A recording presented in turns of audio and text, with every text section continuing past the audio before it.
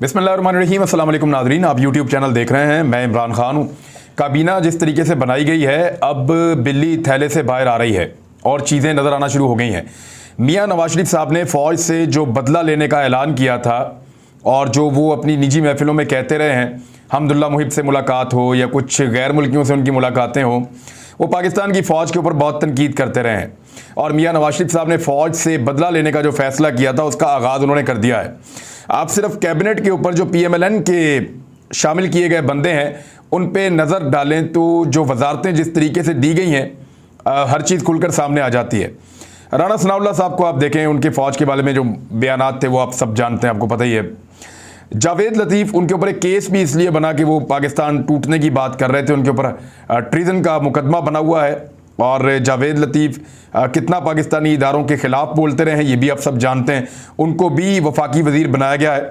ख्वाजा आसिफ को वफाकी वज़ीर दिफा बनाया गया है। ख्वाजा आसिफ वो शख्सियत हैं जिन्होंने कौम के बच्चों को ये बताया कि माशरत उलूम की किताब में जो लिखा हुआ है कि 1965 और 1971 की जंग में पाक फ़ौज ने बड़ी बहादुरी से अपने से कई गुना बड़े दुश्मन का मुकाबला किया था। ना सिर्फ मुकाबला किया था बल्कि उनको सबक सिखाया था। ख्वाजा आसिफ साहब ने यह बताया कौम को कि वो झूठ है। उन्होंने बताया कि हमारी फ़ौज ने 1965 की जंग भी हारी है। उन्होंने बताया कि हमारी फ़ौज ने 1971 की जंग में भी शिकस्त खाई है और पाकिस्तान की फ़ौज कोई जंग नहीं जीत सकी है। ये ख्वाजा आसिफ साहब का फरमाना है और इसका बाकायदा रिकॉर्ड मौजूद है। आप सुनना चाहें तो आप सुन भी सकते हैं। इसके बाद तारिक फ़ातमी साहब, आपको याद होंगे, तारिक फ़ातमी साहब वो शख्सियत हैं जो अमेरिका के माजी में सफ़ीर भी रहे हैं, पाकिस्तान के अमेरिका में सफ़ीर रहे। नवाज शरीफ साहब ने उनको लगाया था। नवाज शरीफ साहब ने उनको पहले भी अपना जो है वो मावन ख़ुसूसी बराए ख़ारजा मुकर्रर किया था और डॉन लीक्स के अंदर इनका नाम आया था, तारिक फ़ातमी का।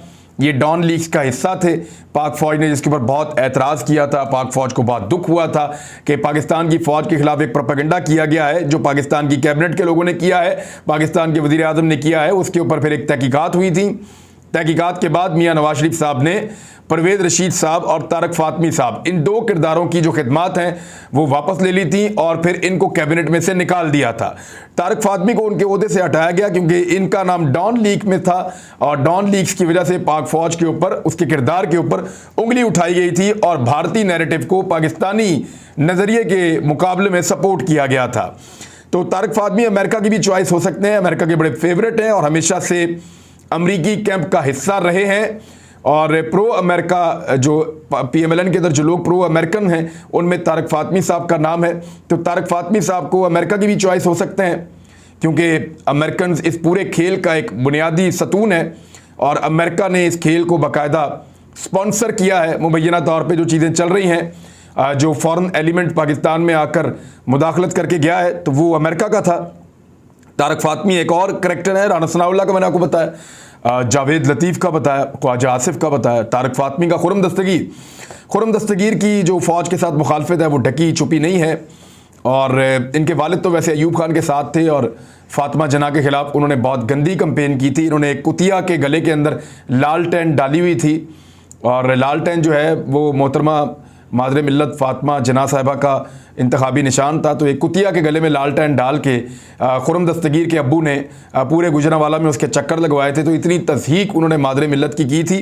ये वो शख्स का बेटा खुरम दस्तगीर है और खुरम दस्तगीर ही का जलसा था गुजरांवाला में जहाँ नवाज शरीफ साहब ने पहली मरतबा खुलकर पाकिस्तान की फ़ौज के ऊपर तनकीद के नश्तर बरसाए। खुरम दस्तगीर ही उसको स्पॉन्सर कर रहे थे गुजरांवाला में, जब जनरल बाजवा, जनरल फैद और दीगर जनरल्स के ऊपर फ़ौज के ऊपर संगीन इल्ज़ामात मियां नवाज शरीफ साहब ने लगाए। गुजरांवाला में ही सबसे पहले लोगों ने ये जो दहशतगर्दी है उसके पीछे वर्दी है PMLN की तरफ से जब नारे लगाना शुरू किए बाजवा साहब के ख़िलाफ़ और आर्मी के ख़िलाफ़ और फ़ौज के तशख़्ख़ुस को जब ख़राब करना शुरू किया तो गुजरांवाला में ही वो मीटिंग्स और वो जलसे हुए थे जो खुरम दस्तगीर साहब गुजरांवाला को संभालते हैं। उसके बाद एक करैक्टर जो है वो अयाज सादिक है। अयाज सादिक ये वो शख्स है जिसने कहा कि जब अभिनंदन को गिरफ़्तार किया गया तो आर्मी चीफ और बाकी लोग मिलने आए तो उनकी टांगें काँप रही थी और वो डरे हुए थे और बाद में उन्होंने अभिनंदन को छोड़ दिया, जिसके बाद अयाज सादिक के ख़िलाफ़ लोगों ने बहुत एहतजाज किया, बड़ा ये मामला उठा। अयाज सादिक ने उसकी माफ़ी मांगने से इनकार कर दिया और यही वो अयाज सादिक है जिसने पाक फ़ौज को और इदारों को तकलीफ़ पहुँचाई।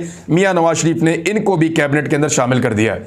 यानी पीएमएलएन की जानिब से कैबिनेट में उन तमाम लोगों को शामिल किया गया है जिन्होंने लगातार पाक फौज की तौहीन की है, जिन्होंने लगातार पाक फौज के ऊपर कीचड़ उछाला है, इस इदारे की तज़हीक की है। तो मियां नवाज शरीफ साहब पाक फौज से बदला ले रहे हैं, इसके अलावा तो कुछ इसमें दिखाई नहीं देता। मोहसिन दावड़, इसको मियां साहब हर हाल में वफाकी वजीर बनाना चाहते हैं, पीपल्स पार्टी भी चाहती है कि ये वफाकी वजीर बने। मोहसिन दावड़ ने अभी फिर पाक फौज के खिलाफ जो है वो तौहीन आमेज़ बातचीत की है और पाक फौज को निशाना बनाने का कोई मौका ये शख्स हो या अली वजीर हो वो हाथ से नहीं जाने देते।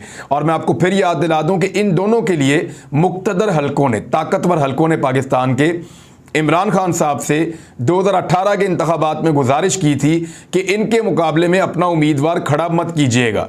अगर आप अपना उम्मीदवार इनके मुकाबले में खड़ा करेंगे तो या आपका उम्मीदवार जीत जाएगा या मौलाना फजलुर रहमान साहब जीत जाएंगे, लिहाजा अपना उम्मीदवार खड़ा मत कीजिएगा।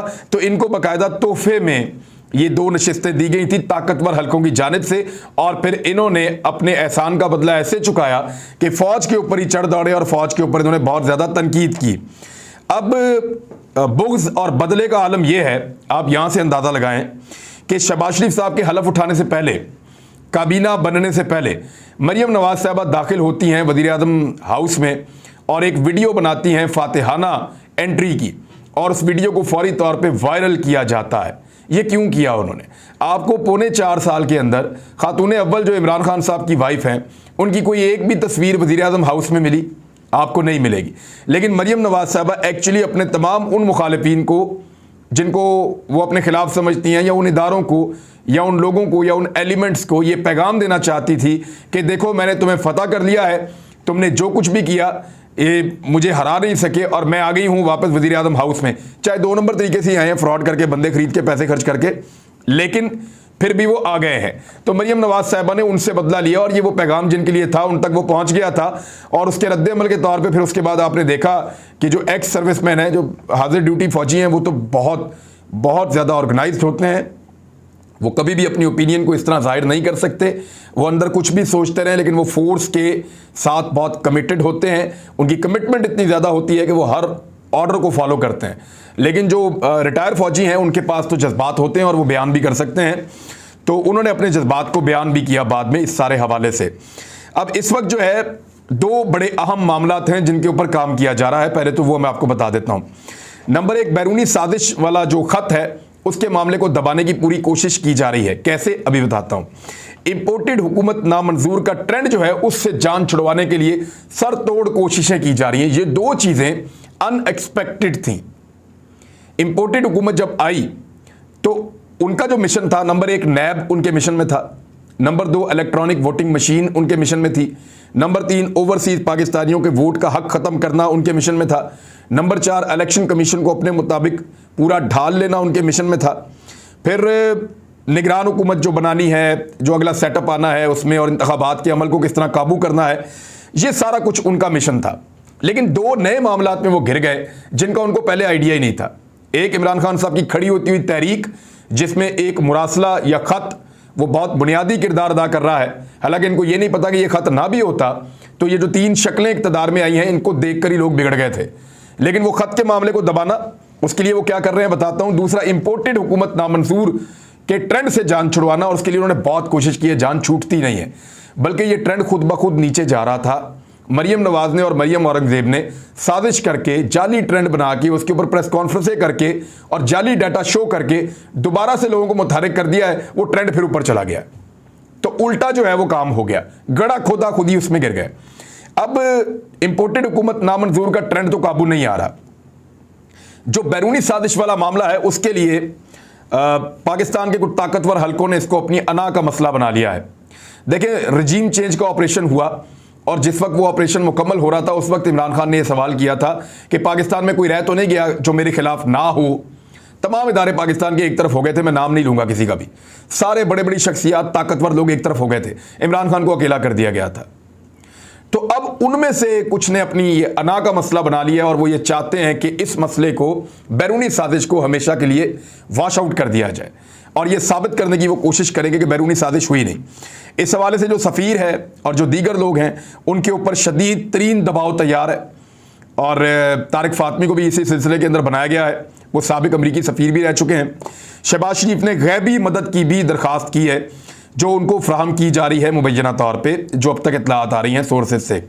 आने वाले वक्त में एक बहुत बड़ी कोशिश होगी कि जो बैरूनी साजिश का नैरेटिव है या जो ख़त वाला मामला है इसको दबाया जाए और इसके हक़ाइक़ को तबाह कर दिया जाए। ये मैं आपको पहले वार्न कर रहा हूँ, इस वीडियो को आप संभाल कर रखिएगा। इस लेटर के ऊपर बहुत बड़ा अटैक होने जा रहा है, लेकिन अगर ये उस सफ़ीर से भी कहलवा देंगे ना कि ये ख़त मैंने इमरान खान के कहने के ऊपर लिखा था, फिर भी लोग नहीं मानेंगे, लोग फिर भी बाय नहीं करेंगे। लोगों को पता है कि साजिश हुई है, उनके सामने एक वज़ीर आज़म निकाला गया, उनके सामने नोट चलते रहे, हर चीज़ हम साथ साथ रिपोर्ट करते रहे। और अगर आपने अपने सफ़ीर को झूठा किया तो पूरी दुनिया के अंदर आपके सफ़ीरों के साथ जो होगा ना, और जो आपके सफ़ीरों की इज्जत रह जाएगी, वो भी आपके सामने ही होगा। ये तमाशा लगाने से पहले जो तमाशा लगाने वाले हैं उनको सोच लेना चाहिए। ऐसा लगता है कि जोकर्स को हुकूमत मिल गई है और वो तमाशा लगाकर माल बनाना चाह रहे हैं। अगर लीडर्स होते तो ये इलेक्शन में आते, जैसा कि जावेद हाशमी ने चैलेंज किया, जैसा कि इमरान खान ने चैलेंज किया, और सब लोग जो पब्लिक में जाना चाहते हैं, जमात इस्लामी भी है, बाकी लोग भी हैं, वो सब ये चैलेंज कर रहे हैं। तोशा खाना के मामले के ऊपर ये कहा गया कि रिकॉर्ड पब्लिक कर दिया जाए, बड़ी अच्छी बात है। इमरान खान का ये कहना है कि वैसे इमरान खान के बारे में मैं आपको बताऊं, उनको जितने भी तोहफे मिले ना ज़िंदगी में, उन्होंने अपने पास नहीं रखे। यानी वो क्रिकेट मैच खेला, मैन ऑफ द मैच हुआ, मैन ऑफ द मैच का अवार्ड रखा, वो भी बेच दिया, अपने बल्ले बेच दिए, अपनी गेंदें बेच दी, अपना सामान बेच दिया, दस्तखत करके बल्ले बेच दिए। जितने इमरान खान साहब को man of the match, man of the series, captain, ये वो ट्रॉफियाँ, वो सारी उन्होंने बेच दी। उनके घर में तो नहीं है। उन्होंने क्यों बेची? वो अपने पास चीज़ रखते ही नहीं थे। जो चीज़ वो जीत कर लाते थे उसको भी बेच के फलाई कामों पे लगा देते थे। हमेशा से वो यही कर रहे हैं। इस मरतबा उनको ये तोहफे मिले, ये उनको जीतने नहीं पड़े, तोहफे उनको मिले। उनकी अंडरस्टैंडिंग वही थी, उन्होंने पैसे जमा कराए 50%, पहले तो 15% था ना, वो भी नहीं देते थे लोग, 5% भी नहीं देते थे। तो इन्होंने 50% जमा करवाए, तोहफे लेकर आए, इनकी मलकियत बने, इन्होंने बेच दो और लगा दिए फलाई कामों के ऊपर पैसे। मेरे ख्याल में अगर इसको अदालत खोलने जा रही है तो अदालत की तरफ से इशारा है कि 20 साल का रिकॉर्ड खोल दिया जाए। यहाँ पे फिर शरीफ खानदान को एक बहुत बड़ी सहूलत मिल गई है। असल जो लूटमार हुई है ना 2008 से लेकर 2018 तक तो हुई है, वो तो आपको नज़र आ जाएगी किस किसने तोशा खाना से क्या कुछ लिया। लेकिन जो असल लूटमार इन्होंने की है, तबाही फेरी है, वो इन्होंने फेरी है 90 की दहाई में। अगर 30 साल का रिकॉर्ड पब्लिक किया जाए और 30 साल का रिकॉर्ड खोला जाए तो फिर दूध का दूध और पानी का पानी हो जाएगा, सब कुछ सामने आ जाएगा। डॉलर जनाब दोबारा महंगा हो गया है और स्टॉक मार्केट जो है वो लगातार उसमें मंदी हो रही है। लोग DGISPR के ऊपर तनकीद कर रहे हैं सोशल मीडिया पे, जिन्होंने थोड़े दिन पहले ये कहा था कि हुकूमत स्टेबल हुई है और आई है, जैसे ही हालात बेहतर हुए हैं तो डॉलर की कीमत कुछ नीचे आ गई है, कुछ स्टॉक एक्सचेंज के अंदर जो मंदी थी वो ख़त्म हुई है, वहाँ पर कुछ बेहतरी हुई है, तो उन्होंने उसकी तारीफ़ की थी। तो उसको अपोजिशन पार्टियों ने बहुत फ़ायदा उसका उठाया। उस वक्त की जो हुकूमत थी उन्होंने उसका बहुत फ़ायदा उठाया, शहबाज शरीफ की इम्पोर्टेड हुकूमत ने, और उन्होंने इस जुमले को DGISPR के अपने फ़ायदे के लिए इस्तेमाल किया जगह जगह पे।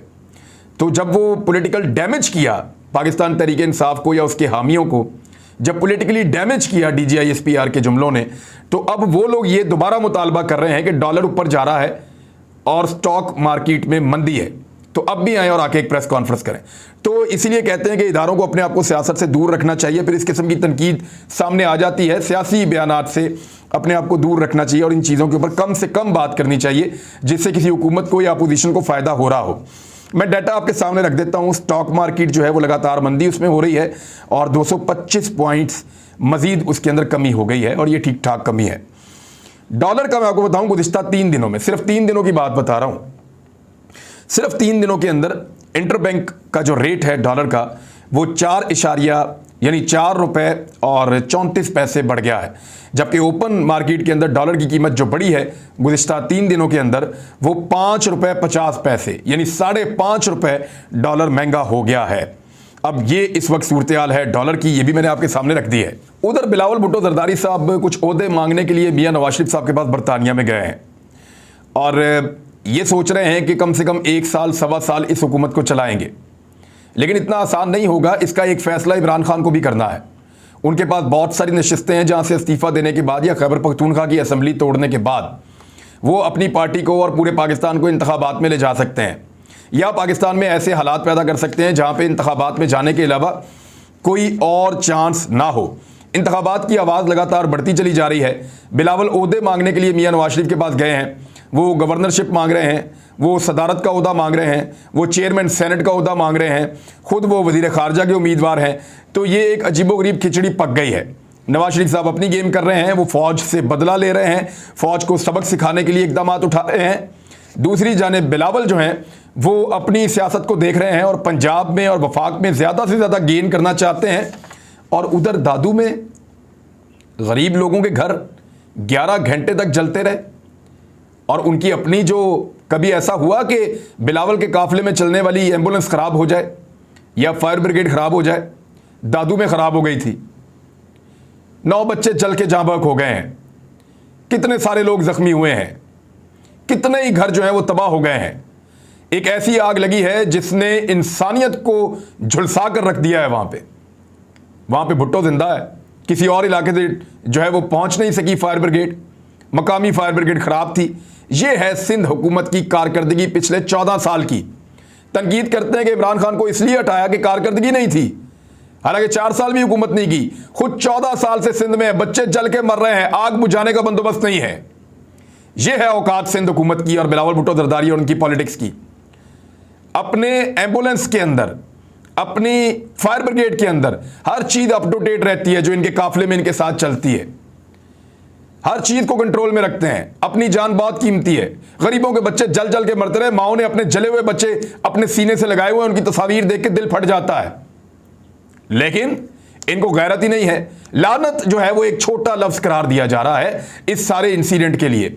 सिंध में शायद सिर्फ भुट्टो को जिंदा रहने का हक है, या भुट्टो की नस्लों को, जरदारी की नस्लों को जिंदा रहने का हक है, या उनके हवारियों को जिंदा रहने का हक है। बाकी किसी को भी जिंदा रहने का हक नहीं है। जिंदगी एक दाव है, जिसका लगा हुआ है और जिसका नहीं लगा उसकी किसी वक्त भी शाम हो जाएगी। ये वाला जो भुट्टो है ना, बिलावल भुट्टो जरदारी, भुट्टो तो है नहीं, बिलावल जरदारी, ये वाला बिलावल जरदारी मांगने गया है नवाज शरीफ से, ज़िया-उल हक के बेटे से इक्तदार में हिस्सा। करो पाकिस्तान के बकिए उधेड़ो, इसको निकालो अपना अपना हिस्सा। सारे गरीब तो जल के मरने के लिए है। अब तक के लिए इतना ही। अपना ख्याल रखिएगा, अपने चैनल का भी। अल्लाह हाफिज़।